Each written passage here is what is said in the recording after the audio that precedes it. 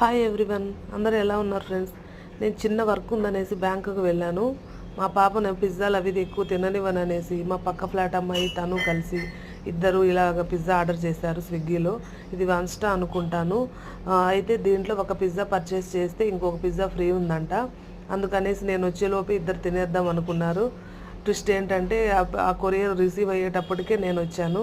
ఇంకేం చేయలేక మమ్మీ ఏదో చేశాము అని చెప్పేసి కన్విన్స్ చేసి తినేశారు. టేస్ట్ అయితే చాలా బాగుంది. ఇదేమో పన్నీరు క్యాప్సికమ్ పిజ్జా.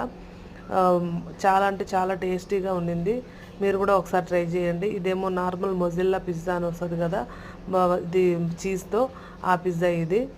ఇద్దరు తను 2 పీసులు ఇవి, 2 పీసులు ఇవి తినేశారు హ్యాపీగా.